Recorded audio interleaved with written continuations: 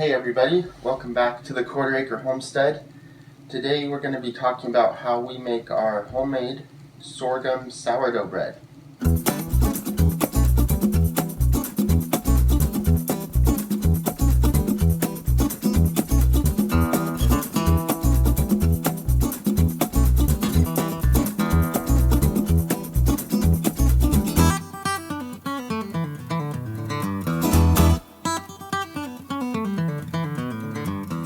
Alright, so sorghum sourdough.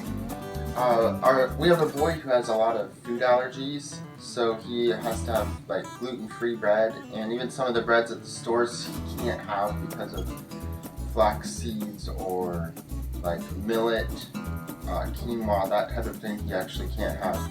The only grains he can have are sorghum, corn, and rice. So we did some research online and we found some information on starting our own sourdough starter.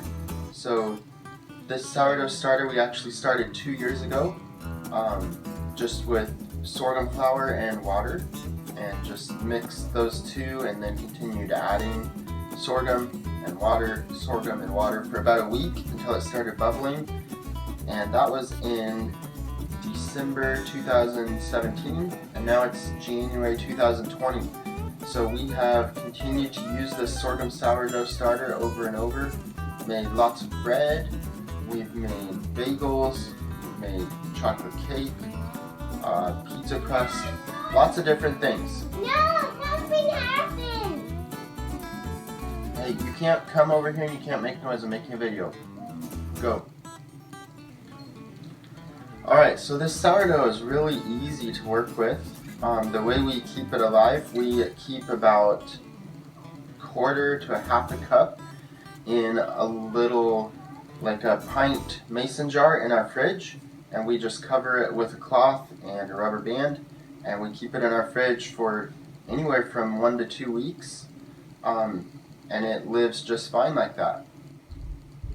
So when we're ready to make a loaf of bread, we take out that pint jar out of the fridge, and we get a large gallon jar to mix our sourdough in, because we need to expand from that quarter or half a cup to like 4 cups of sourdough starter to start a loaf of bread. So before I go any further, you have to start this process about around 24 hours ahead of when you want to have your bread baked. You could shorten that down to maybe 10, but the sourdough needs time to sour and then also for your loaf of bread to rise. Alright, so we get out our sourdough from the fridge, we get a gallon jar, glass is the best for sourdough. We put that quarter cup or half a cup in our gallon jar, and then we add about 4 cups of sorghum flour, and then we add around 4 cups of water. It doesn't have to be perfect, and so I would probably add 2 or 3 and then mix it and see what it looks like. So this is all in the jar with that sourdough starter, and as you mix it, you want it to be about the consistency of thick pancake batter. It's not super important, it can be more runny. I like it a little bit thicker. It doesn't really matter, either way it should work. So we just mix that up. One thing I do, I make sure I scrape down the sides of the jar. When I was first starting the starter, it did develop some mold on the sides of the jar. I haven't had that happen since it's been sour, but I still scrape down the sides just to be safe. So scrape down those sides, and then we put our cloth over our gallon jar, rubber band, and we set it in a nice spot on the counter and let it sit overnight. So usually I start this process the night before we want bread. So we let it sit overnight. After about 4 hours it'll start bubbling and expanding, and by the next morning it should have puffed up quite a bit, gained at least 50% in volume. And sometimes, depending on the warmth in your house, it may have puffed all the way up and then started shrinking back down again, which is fine. So you could You could add more sorghum flour and more water and mix it again, and just make it. Basically, the more times you feed it, the more sour it will get. So the method I'm describing is to make a loaf of bread in 24 hours. You could feed it just like a cup of flour, a cup of water one day, mix it, the next day add another cup and a cup, and continue that process for 3 or 4 days and get really sour sourdough. But we're happy with just kind of sour sourdough, and so we just do it overnight. Alright, so the next morning we take 4 cups. So this is the recipe for the bread now. So we take 4 cups of the sourdough starter and we put it in a mixing bowl. We use a KitchenAid mixer. I have done it with just a spoon and a bowl, that's fine. So 4 cups of the sourdough starter. It's a super simple recipe. 2 cups of white rice flour and 1 cup of potato starch, 2 teaspoons of salt, and 2 teaspoons of xanthan gum or konjac powder. Either one works fine. So we put that all in the mixer, turn it on, and it's going to get super stiff really fast. So before it mixes very much, I pour, I don't know, about a cup of water in and let it continue mixing, and if it needs more water, add another cup. Basically, again, I want this bread dough to be about the consistency of thick pancake batter or thick cake batter. So mix that up, and once it's all mixed, you can bake it in bread pans, you can bake it in pie pans, casserole dishes, whatever you like. I like using cast iron Dutch oven. I have about, I'm not sure, probably a 2-quart cast iron Dutch oven that this recipe fits perfect in. So I line that with parchment paper, put the batter in there, just cover it with saran wrap lightly, and again, you can, if it's warm out, you can leave it out on your counter, and if it's not warm, what you can do is put it inside your oven and turn the oven light on, and that will keep it warm and let it rise. I usually let it rise for around 7 hours. That's not, it doesn't have to be. You can go down to 4 hours. You may be able to go up. The thing is, you want it to rise and you don't want it to fall back down before you bake it. So I usually aim for about 7 hours. And then take the plastic wrap off. If it's been in the oven, take it out, because you want to preheat your oven to 425 degrees. Preheat that oven, and then put the lid on your cast iron Dutch oven.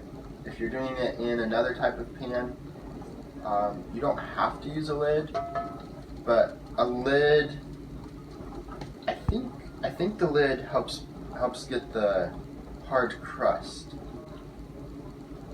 on the sourdough. I'm not sure actually.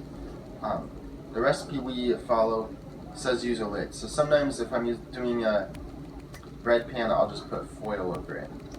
Once your oven's preheated, put your bread in and cook it for, depends on your loaf size, but probably I would aim for 50 minutes. After 50 minutes, take the lid off, but leave the oven at 425 and cook it for another 20 minutes. And you may have to adjust those times depending on your oven. Before you take it out, what you want to do is take a thermometer, put it into the center of the loaf. You are aiming for 207 degrees for the bread to be done. Once you see 207 degrees, pull your bread out and you have a nice loaf of sourdough sorghum bread. Super delicious when it's fresh out of the oven and warm.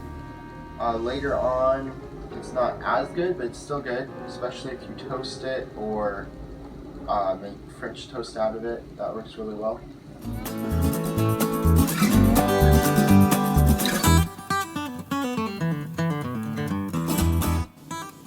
Alright, so this is the finished loaf of bread, just out of the oven.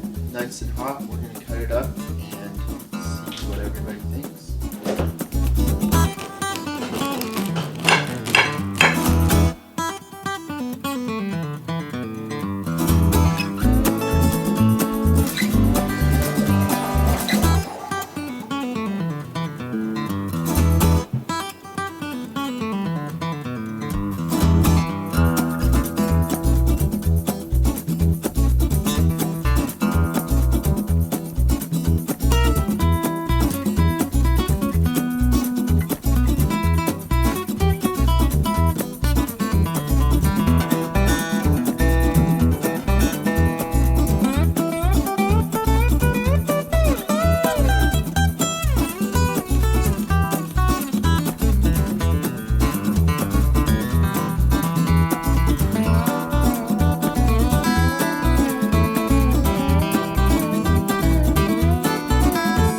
Alright, we're doing a taste test.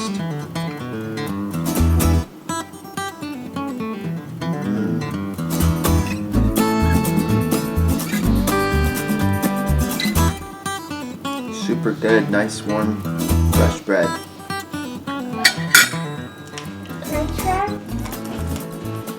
Okay, we better let everyone else try. Let me check the bread.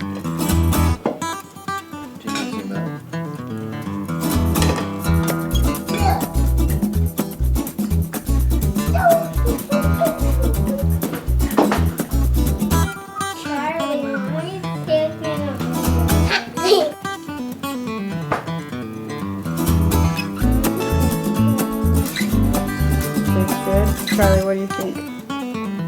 Tastes good?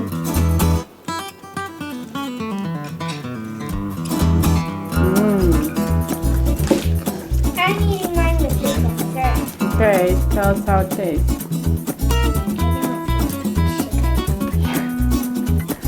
Wait. That's his best thing he loves making. How is it? Good. We've also used the same recipe to make pizza crust. We just put parchment paper on our pizza pan, press the dough out. I just dip my hands in water to help it not stick too much to my hands. Spread it out. Again, let it rise around 7 hours and bake. But only bake 20 or 25 minutes because it's thinner. And that tastes really good. It's a super, super nice pizza crust. It's our favorite crust at this time. I will put some more recipes in the description of this video. We have a chocolate cake that we love. We have a muffin recipe that we like. We have a biscuit recipe we like. We have a brownie recipe we like. Sometimes we make pancakes with just the starter and water and a little bit of all-purpose gluten-free flour. I will put links in the description. Let me know if you have any questions. Hopefully this was helpful. If you would like some of our sourdough starter, let me know in a comment. Maybe we can figure out how to ship it to you. We did take it on an airplane to Hawaii recently, and that worked just fine. We just had it in a Ziploc, both in our carry-on and in our checked bag in case one of them didn't work. And both worked, and it was alive when we got there and we made bread.